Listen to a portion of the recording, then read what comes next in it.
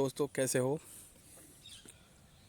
मैं के सैनी हमारे YouTube channel the back benchers में आपका स्वागत करता हूं। आज हम क्लास 9th के क्लाइमेट का चैप्टर 4 का पार्ट 2 पढ़ रहे हैं, जो कि हमने पार्ट फर्स्ट में डिस्कशन किया था कि क्लाइमेट और वेदर में जो बेसिक डिफरेंस क्या होते हैं, और उसके अलावा जो कि इंडियन क्लाइमेट है या फिर उसको कौन कौन से ऐसे जो फैक्टर हैं जो उसको कंट्रोल करते हैं, इन सब के बारे में हमने बेसिक जानकारी ली थी पार्ट फर्स्ट में। और जैसा कि मैंने आपको पहले भी बताया, ये क्लाइमेट एक ऐसा टाइटल है, ये आपका चैप्टर जो आपके एग्ज़ाम के नज़रिए से सबसे ज़्यादा इम्पोर्टेंट है, साथ ही साथ आपको काफ़ी बेसिक जानकारियाँ भी उपलब्ध करवाता है। तो आज जो हम पढ़ने जा रहे हैं वो थोड़ा सा कॉन्सेप्ट बेस है, तो आपसे गुजारिश है कि थोड़ा एक एक लाइन को अच्छे से सुनिएगा, और सुन के अगर जो स्टूडेंट्स हैं स्पेशली अगर उनको नहीं समझ में आए तो वीडियो को रीटेक कर लेना, वापस 2 बार 3 बार सुन लेना, जिससे कि आपके कॉन्सेप्ट क्लियर हो जाएं। तो लेट्स स्टार्ट। अभी देखते हैं हम भारत की जलवायु को प्रभावित करने वाले कारक, जिनको हमने टाइटल में मोटे मोटे जिनके बारे में जिक्र किया था फर्स्ट में, अभी उनको थोड़ा डीपली देखेंगे। तो पहला जो कारक है जो भारतीय क्लाइमेट को अफेक्ट करता है वह है अक्षांश। अक्षांश जिसकी लेटीट्यूड की बात की थी हमने, जिसको अक्षांश बोलते हैं, उसमें है कि भारत का अक्षांशीय व देशांतरीय विस्तार का अंतर लगभग 30 डिग्री है।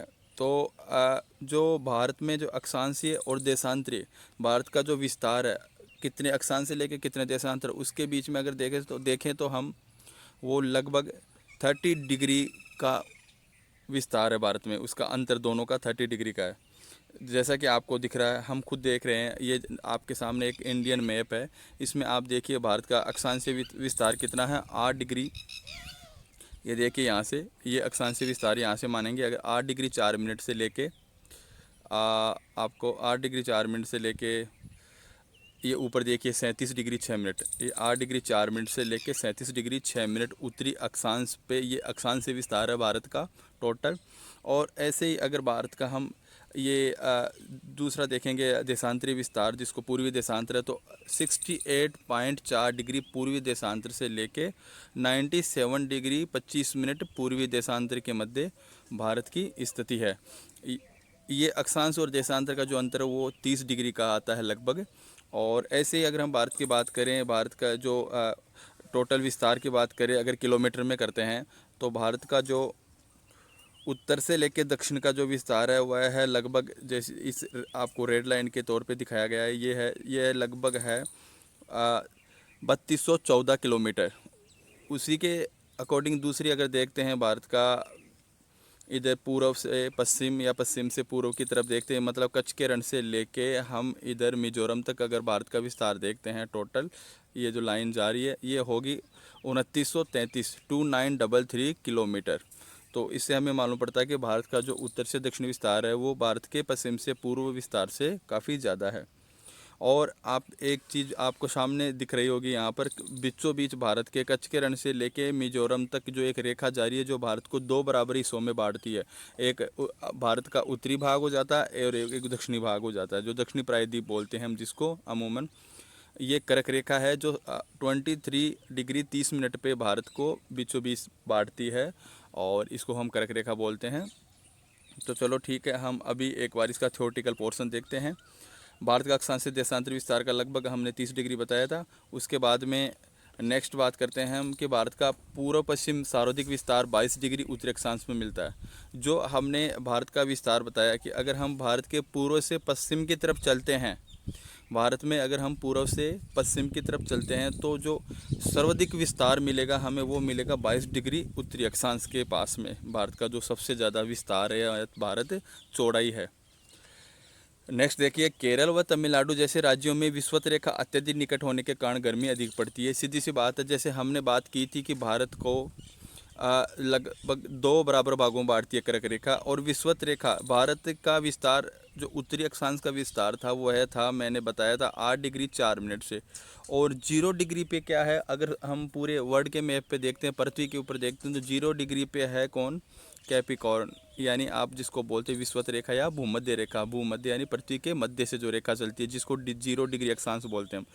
तो 0 डिग्री अक्षांश से 8 डिग्री अगर हम नॉर्थ की तरफ चलते हैं तो वहाँ पर भारत का ये जो बीच का अंतर है ये 8 डिग्री 4 मिनट का है। ये जो आपको बीच का दिख रहा है ये 8 डिग्री 4 मिनट का ये हम विस्तार बोलते हैं। तो भूमध्य रेखा 0 डिग्री के जस्ट उत्तर में भारत स्थित है, यानी भारत भूमध्य रेखा के उत्तरी भाग में स्थित है टोटल भारत। और भारत में जो भारत के तटीय स्टेट हैं जिनकी बात करें तो हम स्पेशली करें तमिलनाडु और केरला, ये स्टेट जो भूमध्य रेखा है उसके काफ़ी नज़दीक पड़ते हैं। और भूमध्य रेखा आपको मालूम होना चाहिए जो 0 डिग्री अक्षांश पे स्थित है उसके ऊपर जो सूर्य की किरणें हैं वह सीधी पड़ती हैं। सीधी सूर्य की किरणें पड़ने के कारण वहाँ पर वर्ष भर टेम्परेचर हाई रहता है जिसकी वजह से वह इलाका काफ़ी गर्म रहता है। तो गर्म इलाके से पास में होने के कारण भारतीय दक्षिणतम स्टेट जो एकदम साउदर्न स्टेट है केरला तमिलनाडु, वहाँ पर भी नेचुरली काफ़ी गर्मी हमें महसूस होती है। जस्ट उसके अपोजिट अगर बात करें जो नॉर्थ स्टेट हैं या हमारा हिमालय के आसपास के जो स्टेट है यूपी जम्मू कश्मीर या कुछ नॉर्थ ईस्ट के स्टेट हैं वो हमारे भूमध्य रेखा से काफ़ी दूरी पे पड़ गए, इसलिए वहाँ पर दक्षिणी राज्यों की तुलना में काफ़ी कम गर्मी पड़ती है। और आगे देखते हैं इसी में हम कर्क रेखा भारत को 2 बराबर भागों में बांटती है, ये आपको मैंने बता दिया है। 23 डिग्री और 30 मिनट जो 23.5 डिग्री बोलते हैं वो उसी अक्षांश के ऊपर स्थित है कर्क रेखा। देश का उत्तरी भाग शीतोष्ण क्षेत्र में पड़ता है। देश का उत्तरी भाग जो कर्क रेखा ने अगर भारत को 2 बराबर भागों में बांट दिया तो जो कर्क रेखा के उत्तर वाला भाग है यानी हिमालय की तरफ वाला भाग है उसको हम अगर भूमध्य रेखा के संदर्भ में देखते हैं तो उसको शीतोष्ण कटिबंध में बोलते हैं, पर एक्चुअली ये पूरा शीतोष्ण कटिबंध में नहीं आता। शीतोष्ण कटिबंध में आता है मध्य एशिया का भाग। अगर भारतीय उपमहाद्वीप के उत्तरी भाग की हम विशेषकर बात करें तो ये कहलाता है न तो ये शीतोष्ण में आता है ना एकदम उष्ण में। भारत का जो उत्तरी भाग है वह आता है उपोष्ण कटिबंध में, उपोष्ण। और जस्ट इसी के अपोजिट देखें तो कर्क रेखा के जो दक्षिणी भाग था ये वाला भाग जिसकी हम बात कर रहे हैं, ये वाला भाग प्रायद्वीपीय भाग ये आता है किसमें, ये आता है उष्ण कटिबंध के अंदर। ठीक है, आपको क्लियर हो गया होगा। अभी देखते हैं आगे हम अक्षांशीय दूरी बढ़ने के साथ साथ दिन और रात की अवधि में भी अंतर आता है। अगर जो अक्षांशीय दूरी है वो धीरे धीरे जैसे जैसे बढ़ेगी वैसे ही भारतीय जो दिन का समय है या फिर रात का समय है उसकी भी जो पीरियड होता है अवधि होता है वह हर स्टेट में अलग अलग मिलेगा हमें। जैसे कि यहाँ पर आप देखते हैं कि ये यहाँ पर मिजोरम है और यहाँ पर कच्छ का रण या गुजरात। तो अगर गुजरात और हम मिजोरम के बीच में अगर डिफरेंस देखेंगे तो आपको लगभग काफ़ी डिफरेंस मिलेगा। यहाँ पर कम से कम 4 या 5 घंटे का डिफरेंस मिलेगा रात्रि और डे के टाइम पीरियड में। ओके फ्रेंड्स, अभी नेक्स्ट देखते हैं। हम देख रहे थे कर्क रेखा के उत्तर भाग उपोष्ण कटिबंध और दक्षिण भाग उष्ण कटिबंधीय जलवायु की विशेषताएं लिए रखता है, ये मैंने आपको ऑलरेडी बता दिया। और उसके बाद में ये हमारा जो अक्षांशीय विस्तार था या भारत में जो लैटीट्यूड की जो स्थिति थी ये फैक्टर भारत की क्लाइमेट को कैसे इफ़ेक्ट करता है उसके बारे में हमने पढ़ लिया। अभी नेक्स्ट आता है एल्टीट्यूड जिसको हम बोलते हैं ऊंचाई। ऊंचाई कैसे इंडियन क्लाइमेट को इफ़ेक्ट करती है। देखिए हिमालय पर्वत की औसत ऊंचाई लगभग 6000 मीटर है यानी 6 किलोमीटर है। यह मध्य एशिया से आने वाली ठंडी हवाओं को मध्य एशिया में आने से रोकता है और भारतीय उपमहाद्वीप में आने से रोकता है। इस कारण इस क्षेत्र में क्या होता है मध्य एशिया की तुलना में कम ठंड पड़ती है। जो भारत में की एकदम जैसे मध्य एशिया के या हम रूस के साइबेरिया वगैरह के बोलते हैं, कुछ ऐसे जो कंट्रीज़ हैं जहाँ पर हमेशा टेम्परेचर 0 डिग्री से काफ़ी कम रहता है, काफ़ी बर्फीला इलाका है, वहाँ पर जो शीत ऋतु होती है काफ़ी कष्टदायक होती है। तो वैसी जलवायु भारत में नहीं है। भारत में शीत ऋतु इतनी कष्टदायक भी नहीं होती कि सहन नहीं किया जा सकता और न कि गर्मी भी इतनी ज़्यादा नहीं होती। उसका क्या फैक्टर है? शीत ऋतु कम होने का सबसे बड़ा फैक्टर है भारत में हिमालय पर्वत की स्थिति। हिमालय पर्वत भारत में लगभग अगर उसका एवरेज हम एल्टीट्यूड देखें तो उसकी हाइट रहती है 6000 मीटर करीबन। तो जो साइबेरिया या मध्य एशिया से जो ठंडी हवाएं आती हैं भारतीय उपमहाद्वीप की तरफ, उनको यह रोकने में कामयाब रहता है काफ़ी हद तक, जिससे भारत का जो नॉर्थ वाला इलाका है वह इसकी इन ठंडी हवाओं की चपेट में नहीं आता है और भारतीय उपमहाद्वीप इनसे बच जाता है और मौसम एकदम 0 डिग्री से नीचे नहीं जाता। ये एल्टीट्यूड का फैक्टर था जो भारतीय क्लाइमेट को प्रभावित करता है। अभी नेक्स्ट इसी में हम देखते हैं जो सबसे इम्पोर्टेंट है फैक्टर है और सबसे टफ भी है, वायु दाब एवं पवनें। मतलब जो एयर प्रेशर्स होते हैं और जो लोकल विंड्स होती हैं या जो पवनें चलती हैं भारतीय उपमहाद्वीप पे धरातल के पास में, वो कैसे भारतीय क्लाइमेट को इफ़ेक्ट करते हैं उसके बारे में हम बात करेंगे। देखिए थ्योरेटिकल प्रश्न पढ़ते हैं। सबसे पहले, भारत में जलवायु तथा मौसमी अवस्थाएं निम्नलिखित वायुमंडलीय अवस्थाओं से संचालित होती है। यहाँ पर हम बात करें कि भारत में ये जो वायुमंडलीय अवस्थाएं होती हैं, एयर की जो कंडीशन होती हैं, वो 3 कंडीशन ऐसी होती हैं जिसके अकॉर्डिंग भारतीय क्लाइमेट क्या होता है, इफेक्ट होता है। पहली होती है वायु दाब एवं धरातलीय पवनें, जो एयर प्रेशर होगा और जो धरातल के ऊपर जो पवनें चलती हैं, पहली वो सबसे ज़्यादा प्रभावित करती हैं। दूसरा हम बात करेंगे ऊपरी वायु परिसंचरण। ऊपरी वायु परिसंचरण के अंदर देखेंगे कि धरातल से ऊपर की तरफ जो वायु परिसंचरण होता है या एयर का फ्लो होता है, वो कैसे इफेक्ट करती है भारतीय क्लाइमेट को। और जो थर्ड है और लास्ट है वह है पश्चिमी चक्रवाती विक्षोभ एवं उष्णकटिबंधीय चक्रवात, जो अपने ट्रॉपिकल और या वेस्टर्न जो आते हैं साइक्लोन वगैरह भारत में, वेस्टर्न साइक्लोन या पश्चिमी, जिसको पश्चिमी चक्रवाती विक्षोभ बोलते हैं, वो भी किस प्रकार से भारतीय क्लाइमेट को इफेक्ट करते हैं। तो इन 3 टॉपिक के थ्रू हम भारतीय क्लाइमेट को वायु दाब एवं पवनें कैसे प्रभावित करती हैं उनका अध्ययन करेंगे। और उपयुक्त तीनों कारणों को हम, जो भारत की 2 सीजनल ऋतु हैं, सीजन्स हैं, शीत ऋतु और गर्मी, तो शीत ऋतु में तीनों फैक्टर कैसे काम करते हैं और गर्मी की ऋतु में कैसे काम करते हैं, इन दोनों के बारे में हम यहाँ पर पढ़ेंगे। तो सबसे पहले हम बात करते हैं शीत ऋतु में मौसम की क्रियाविधि। वायु दाब एवं धरातलीय पवनें, मतलब शीत ऋतु में क्या होता है कि भारत का मौसम मध्य एवं पश्चिमी एशिया के वायु दाब के वितरण से प्रभावित करता है। शीत ऋतु में, जैसा कि मैंने पहले भी बताया कि शीत ऋतु में जो मध्य एशिया का जो पार्ट है, मध्य एशिया रूस साइबेरिया वाला पार्ट है, उसको हम अभी मैप में पढ़ेंगे, अच्छे से आपको समझ में आ जाएगा। एक बार हम थ्योरेटिकल पर्सन को क्लियर कर लेते हैं। तो जो मध्य एशिया वाला भाग है, जो शीत ऋतु में, वहाँ पर टेम्परेचर काफ़ी 0 डिग्री से भी नीचे चला जाता है। तो उस पार्ट में जो भी इफेक्ट होता है वो सीधा सीधा भारतीय उपमहाद्वीप को भी प्रभावित करता है। कैसे करता है, देखिए, हिमालय के उत्तर में तिब्बत पर उच्च वायुदाब केंद्र स्थापित हो जाता है, जहां से पवनों का प्रवाह दक्षिण में भारतीय उपमहाद्वीप की ओर और निम्न स्तर पर धरातल के साथ साथ प्रारंभ हो जाता है। भारतीय निम्न धरातलीय ये पवनें शुष्क होती हैं और वहां पर उत्तरी पश्चिमी भारत में व्यापारी पवनों के संपर्क में आती हैं, लेकिन यह संपर्क स्थायी नहीं होता। कई बार तो यह पूर्व मध्य गंगा घाटी तक खिसक जाती हैं, जिससे कि संपूर्ण उत्तर भारत तथा उत्तरी भारत इन शुष्क पवनों के संपर्क में आ जाता है। यहाँ देखिए, ये जो सारे पॉइंट्स हैं, अब इनके बारे में एक बार मैं आपको धीरे धीरे समझाता हूँ, थोड़ा ध्यान दीजिएगा। शीत ऋतु में क्या होता है कि मध्य एशिया का पार्ट काफ़ी ठंडा हो जाता है और वहाँ पर ठंडी और जो शुष्क पवनें होती हैं वो भारतीय उपमहाद्वीप की तरफ बढ़ती हैं। वो क्यों बढ़ती है, उसमें भी एक फैक्टर है और वो फैक्टर है पृथ्वी के घूर्णन के कारण। पृथ्वी के घूर्णन के कारण एक नियम होता है जो आपको हम बाद में बात करेंगे, जिसके बारे में सेपरेटली बात करेंगे एक लेक्चर में, वो काफ़ी इंपॉर्टेंट है, जिसको बोलते हैं कोरियोलिस इफेक्ट, या जो फेरल के नियम पर डिपेंड होता है।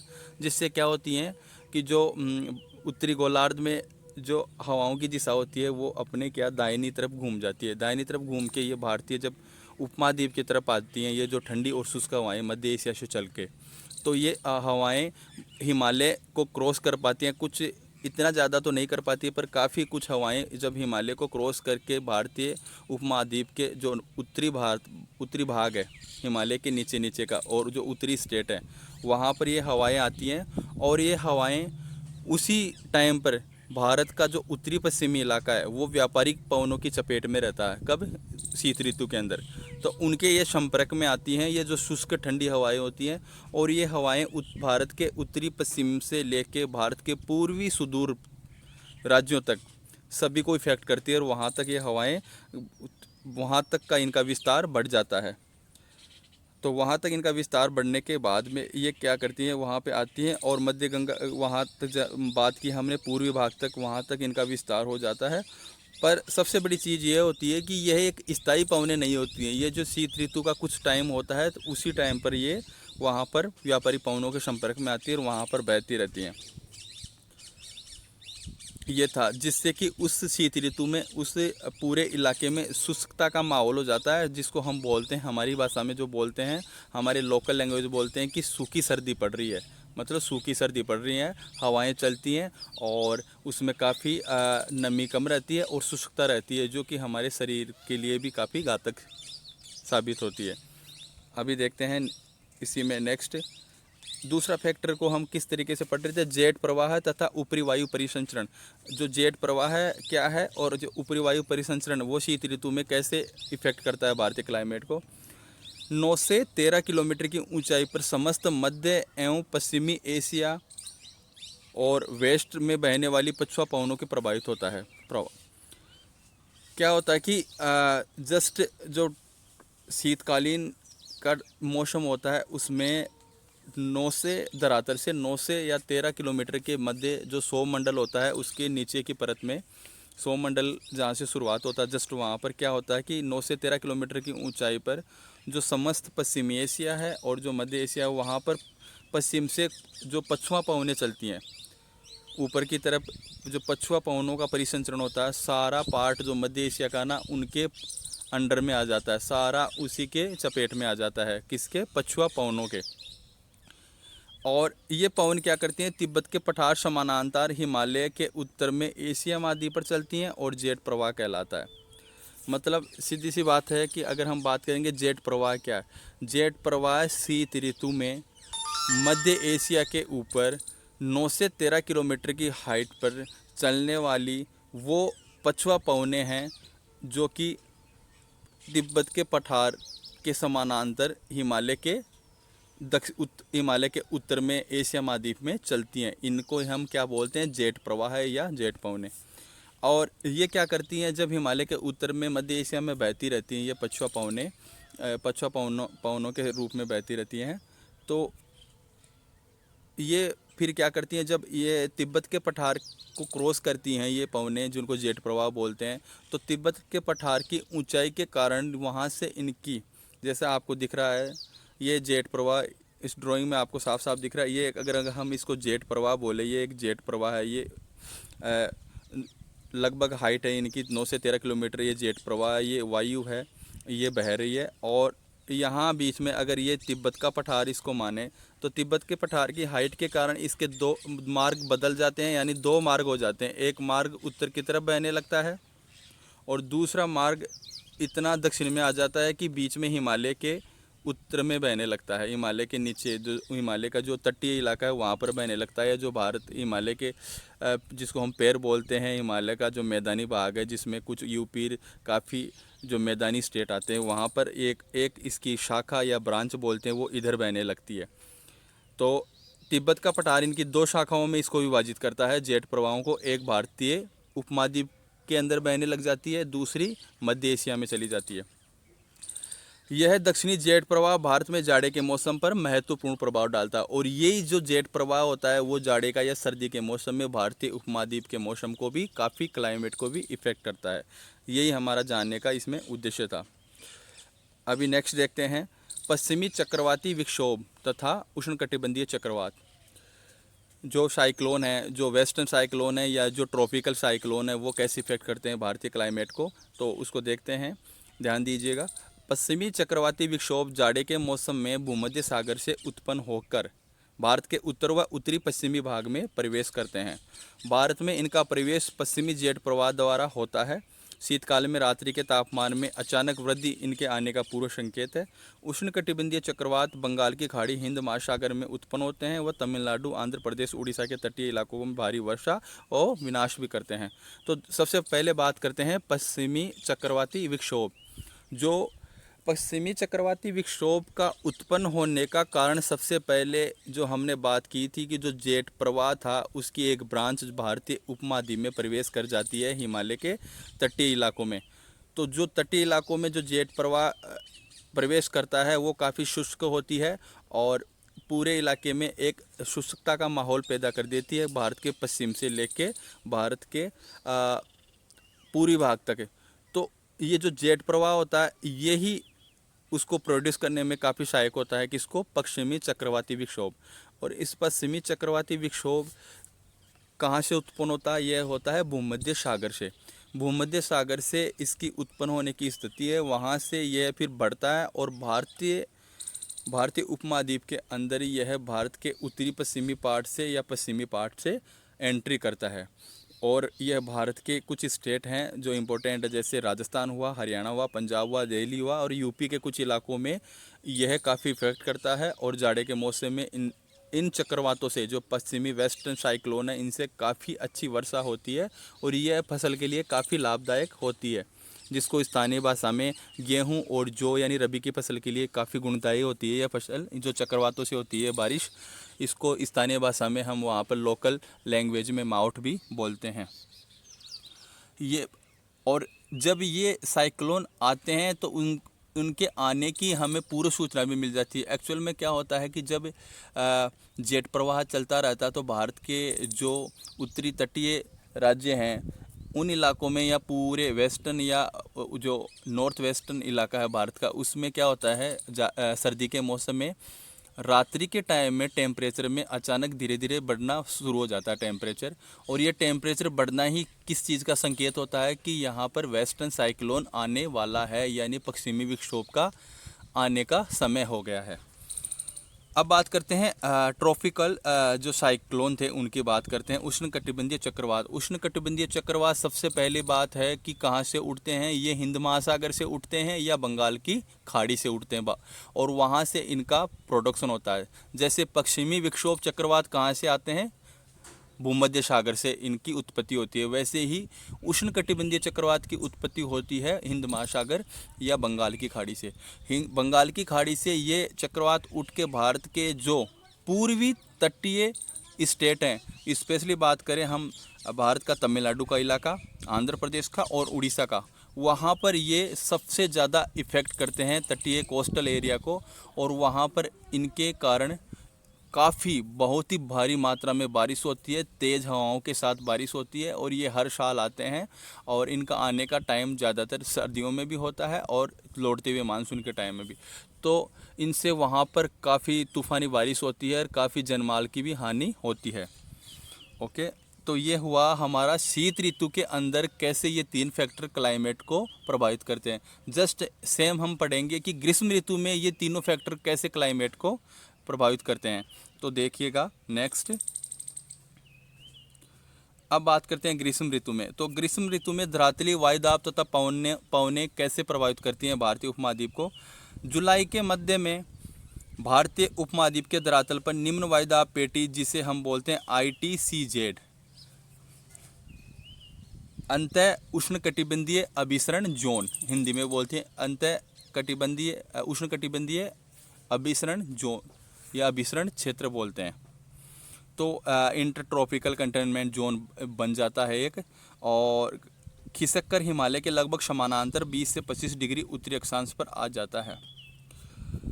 इस समय पश्चिमी जेट प्रवाह लौट चुका होता है। वही ITCZ, मैं इसको बार बार में जो आपको अंतः उष्णकटिबंधीय अभिसरण क्षेत्र है उसको बार बार में हम शॉर्ट में ITCZ बोलेंगे, तो आप थोड़ा इसको समझ जाइएगा। तो बात हो रही है कि जो इस समय जेट प्रवाह लौट जाता है, जो पश्चिमी जेट प्रवाह था, हमने शीतकालीन मौसम में बात की थी। और जो ITCZ होता है, निम्न वायुदाब का क्षेत्र, के कारण विभिन्न दिशाओं से पवनों की अपनी ओर आकर्षित करता है। और इस समय दक्षिणी गोलार्ध में उष्णकटिबंधीय सामुद्रिक वायु संहति, जिसको बोलते हैं आर्द्र वायु धारा, विषुवत वृत्त को पार करके भारत के दक्षिणी पश्चिमी दिशा से प्रवेश करती है और इसी धरातलीय ITCZ की ओर आकर्षित होती है। इसे ही दक्षिणी पश्चिमी मानसून कहते हैं। देखिए, अभी आपको ये हमने थ्योरी पढ़ी, अभी आपको मैं इसको थोड़ा सीधे शब्दों में बताता हूँ, ध्यान दीजिएगा। बात हम कर रहे हैं कि सर्दियां आई, शीतकालीन टाइम आया और धीरे धीरे सर्दियां चली गई। जून की दोपहरी में, जून के मौसम में धरती का जो हमारा धरातल था वो काफ़ी गर्म था और काफ़ी तपा। जिससे क्या हुआ, जो धरातल के ऊपर जो एयर थी, वायु दाब था, वह काफ़ी कम हो गया, क्योंकि हवाएं क्या हुई, गर्म होके ऊपर उठ गई और वहाँ पर निम्न वायु दाब की स्थिति बन गई। ये हुई बात किसकी, अब बैकग्राउंड की, कि क्या हुआ। अब जुलाई आते आते क्या होता है कि बात की थी हमने कि जो मध्य एशिया से जेट प्रवाह था, जिसका एक भाग उत्तरी था और दूसरा भाग जो दक्षिणी था, पश्चिमी जेट प्रवाह का, यानी पछुआ जेट प्रवाह का, जो भारतीय उपमहाद्वीप में आया था, वो अब गर्मियां आते आते वापस लौट जाता है। क्योंकि हमने बात की थी कि वो स्थायी नहीं है, परमानेंट नहीं है, वो केवल सीजनल आता है, वो केवल विंटर सीजन में आता है और वो जा चुका होता है। तो अब क्या होता है कि जलवायु जो जुलाई का टाइम होता है, तो भारत का स्पेशली जो नॉर्थ स्टेट होते हैं, जहाँ नॉर्थ स्टेट, वहाँ पर काफ़ी गर्मी पड़ती है। गर्मी के कारण वायुदाब निम्न हो जाता है पूरे उत्तर भारत के अंदर, और वहाँ पर ITCZ अंतः उष्णकटिबंधीय अभिसरण जोन की स्थिति बन जाती है। और यह स्थिति लगभग, अगर अक्षांश में बात करें तो 20 से 25 डिग्री उत्तरी अक्षांश के मध्य बनती है, जो कि हिमालय के लगभग समानांतर रहता है पूरा। ये स्थिति पूरी हिमालय के पश्चिम से लेके इधर पूर्व तक समानांतर, ये स्थिति सारे स्टेटों में होती है। अब क्या होता है कि ये जो निम्न वायुदाब की स्थिति बनती है उत्तरी भारत में, टोटल उत्तर भारत में हिमालय के समानांतर सारे जो स्टेट हैं उनमें, ये क्या करती है, वहाँ पर निर्वात की यानी वैक्यूम की कंडीशन हो जाती है। एयर प्रेशर रहता नहीं, निम्न वायुदाब हो जाता है और धरातल काफ़ी गर्म हो जाता है। तो जो आसपास की पवनें होती हैं, स्पेशली आसपास की पवनों से हमारा मतलब है कि जो सामुद्रिक पवनें होती हैं, नमी वाली पवनें जो महासागरों पे, उन उच्च वायुदाब वाली पवनों को यह अपनी तरफ आकर्षित करती है, अट्रैक्शन करती है। मतलब ये सीधा सा नियम है कि उच्च वायुदाब हमेशा निम्न वायुदाब की तरफ चलता है। तो जो वहाँ की हाई प्रेशर विंड्स होती हैं, वो वहाँ से चल के कहाँ किसकी तरफ बढ़ेंगी, उत्तरी भारत का जो ITCZ की कंडीशन हुई थी, निम्न वायुदाब का क्षेत्र, उसकी तरफ ये बढ़ना शुरू होती हैं। तो उस टाइम पर क्या होता है, हिंद महासागर और भारत की इधर अरब सागर, इधर से जो एयर प्रेशर्स होती हैं, वायुदाब होता है, और जो नमी वाली पवनें होती हैं, महासागरीय पवनें बोलती हैं, वह भारतीय उपमहाद्वीप में भारत का जो दक्षिणी पश्चिमी इलाका है, यानी केरला और गोवा के तट से भारत में प्रवेश करती हैं, और ये भारत के क्लाइमेट को काफ़ी प्रभावित करती हैं। और आपको बता दें कि ये जो दक्षिणी पश्चिमी भाग, भारत के दक्षिणी पश्चिमी भाग से ये जो उच्च वायुदाब की नमी वाली जो धाराएं, यही भारत में क्या कहलाती हैं, भारतीय उष्णकटिबंधीय मानसून कहलाता है, जिससे भारत में सबसे ज़्यादा बारिश होती है, क्योंकि ये नमी लेके आती हैं और संपूर्ण भारतीय धरातल पर काफ़ी बारिश करती हैं। तो यह हमने बात की कि कैसे भारत का जो दक्षिण पश्चिमी मानसून क्या होता है, और कैसे गर्मी के टाइम में जो भारत में स्थिति बनती है धरातलीय वायुदाब और पवनों की, वो कैसे बनती है। अभी नेक्स्ट में देखें, जेट प्रवाह है और ऊपरी वायु परिसंचरण कैसे गर्मियों में भारतीय क्लाइमेट को प्रभावित करता है। तो जून के महीने में प्रायद्वीप के दक्षिण भाग पर जेट प्रवाह क्या होता है, 90 किलोमीटर प्रति आवर्स की गति से चलता है। जो शीत में जेट प्रवाह था, वो उसका केंद्र था मध्य एशिया में, और एक शाखा आई थी भारतीय उपमहाद्वीप के उत्तरी भाग में, यानी हिमालय के दक्षिण में समानांतर। अभी अगर गर्मियों में भी जेट प्रवाह है, और ये गर्मियों में जेट प्रवाह की स्थिति कहाँ रहती है, जो भारतीय प्रायद्वीप है, भारत का दक्षिणी भाग, प्रायद्वीप के दक्षिण भाग में जेट प्रवाह रहता है। और ये जेट प्रवाह क्या होता है, ये एक तरीके से वायु होती है, हवाएं होती हैं, जिनकी गति होती है 90 किलोमीटर और 90 किलोमीटर पर आवर्स की गति होती है। और ये कहाँ चलती हैं, धरातल पे नहीं, ये चलती हैं भारत धरातल से लगभग सौरमंडल के अंदर चलती हैं, यहाँ से लगभग 9 से 13 किलोमीटर के हाइट पे। ऊपरी वायुमंडल में ये जेट प्रवाह 15 डिग्री से 30 डिग्री के अक्षांश तक ही रहता है। और ये जो ऊपर जो जेट प्रवाह होता है ना, ये अगर हम इसकी अक्षांश से देखें स्थिति, तो ये 15 डिग्री से 30 डिग्री तक ही बढ़ता है भारत में। जैसे भारत का दक्षिणी विस्तार कहाँ था, 8 डिग्री 4 मिनट, तो ये भारत के थोड़ा सा ऊपर जाएंगे तो 15 डिग्री से लेके ऊपर 30 डिग्री के बीच में ये पूरे भारतीय प्रायद्वीप, तो यानी दक्षिण भाग में ये बहती रहती हैं, और इनकी स्पीड होती है लगभग 90 किलोमीटर प्रति आवर्स। अभी बात करें हम पूर्वी जेट प्रवाह तथा उष्णकटिबंधीय चक्रवात। पूर्वी जेट प्रवाह उष्णकटिबंधीय चक्रवात को भारत में लाता है, अपनी तरफ आकर्षित करता है। यह भारतीय वर्षा के वितरण को भी काफ़ी प्रभावित करता है। जो पूर्वी जेट प्रवाह था ये भी भारत को, जो कि भारत के उत्तरी भाग या भारत के पूर्वी जो स्टेट हैं, ईस्टर्न स्टेट हैं, वहाँ पर इसका प्रवाह रहता है। ये भी जो भारतीय महाद्वीप में जो वर्षा होती है मानसून को अपनी तरफ आकर्षित करने में काफ़ी लाभदायक साबित होता है। तो इन चीज़ों का हमने यहाँ पर थ्योरेटिकल बात की। जो कम्पिटिटिव की तैयारी कर रहे हैं, जिनका अभी IQ लेवल बढ़ चुका है, जो अपने कंपटीशन की तैयारी कर रहे हैं, जिन्होंने अभी पूरी स्टडी कर ली, जो हमारे दोस्त, उनको ये काफ़ी हद तक समझ में आया होगा। पर बात अगर मैं करूँ कि जो स्टूडेंट्स हैं 9th-10th के जो पढ़ रहे हैं ये लेसन, उनको ये कॉन्सेप्ट थोड़ी टफ लगेंगी, उनके दिमाग से थोड़ी ऊपर से जाएंगी। तो उनसे मेरा अभी भी वापस वही बात रिपीट कर रहा हूँ मैं कि उनको बार बार वीडियो को देखना है और समझने की कोशिश करना है। अभी देखिए ये सब चीज़ें आपको मैप के अकॉर्डिंग अगर हम बताएंगे तो ये काफ़ी सरल होगा। देखिए मैप के, ये जो फर्स्ट मैप आपको दिख रहा है पूरे वर्ल्ड का, ये भारतीय उपमहाद्वीप का, और ये जनवरी माह के दौरान, जनवरी यानी जो मैंने पहले बात की थी शीतकालीन मौसम में कैसे ये जो फैक्टर होते हैं भारतीय क्लाइमेट को इफेक्ट करते हैं, तो उसी का आपको दिख रहा है। ये आपको साफ साफ दिख रही है, ये है जो ये डबल लाइन में चल रहा है, ये जो डबल आपको दिख रही है डबल लाइन का, ये वाला और ये ऊपर वाला, ऊपर के जो 30 डिग्री अक्षांश के मध्य, ये जो भारत से जस्ट ऊपर उत्तर की तरफ तिब्बत के पठार के भी उत्तर में ये सारा पार्ट पड़ता है। ये ऊपर वाला ये पार्ट पड़ता है कौन सा, मध्य एशिया। और यहाँ मैंने बताया था कि यहाँ पर जो पूर्वी जेट प्रवाह है, ये जो जेट प्रवाह है यहाँ पर मध्य एशिया में इसका केंद्र होता है, और ये तिब्बत के पठार के समानांतर चलती हैं। और वहाँ से क्या होता है, फिर बोला था कि तिब्बत पठार की कुछ हाइट होती है, हाइट से क्या होता है, एक पार्ट इसका इधर नॉर्थ में चला जाता है, एक पार्ट नॉर्थ में चला जाता है ऐसे ऊपर नॉर्थ में तिब्बत के पठार, और एक भारतीय उपमहाद्वीप में आ जाता है ऐसे। ये हो गया, आपको दिख रहा है एक भारतीय उपमहाद्वीप से। देखिए ये जो दिख रहा ना, ये जो एरो दिख रहा है, ये भारतीय उपमहाद्वीप से होके जाती है, और एक ये ऊपर से चली गई, क्योंकि ये हिमालय और तिब्बत के पठार के कारण इसकी दो ब्रांच हो जाती है, उनके हाइट के कारण ये अपने दो मार्गों से विचलित हो जाती है। उसके बाद में देखिए ये तो हो गया जेट प्रवाह की आपको डायरेक्शन बताई। जस्ट उसी में टाइम में क्या होता है कि भारत में जो धरातलीय पवनें होती हैं, धरातलीय पवनों को यहाँ पर दिखा रखा सिंगल, सॉरी एक बार, हाँ देखिए कुछ टेक्निकल मिस्टेक हुआ था। धरातलीय पवनों को दिखा रखे हैं, ये देखिए धरातलीय पवनें कुछ हिंद महासागर से चलती हैं, और ये जो धरातलीय पवनें हैं भारत से बाहर की तरफ दिखा रखे हैं इनको। देखिए भारतीय धरातल से ऐसे बाहर की तरफ है इनका डायरेक्शन, ऐसे बाहर की तरफ डायरेक्शन है।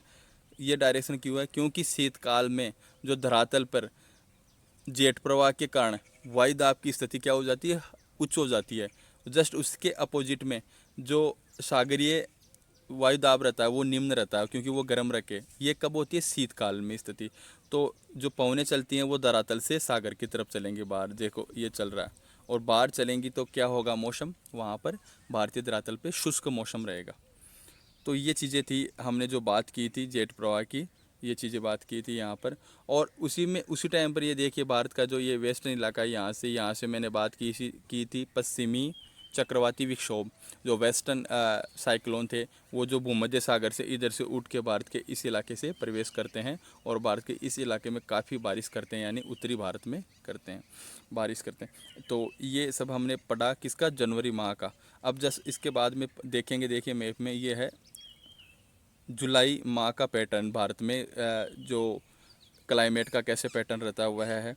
तो इसमें देखिए मैंने पहले बताया था कि जो जनवरी का माह था शीतकालीन समय था, उस टाइम में भारतीय धरातल पे वायु दाब हाई रहता है, तो वहाँ से पवनें चलती हैं समुद्र की तरफ, महासागरों की तरफ।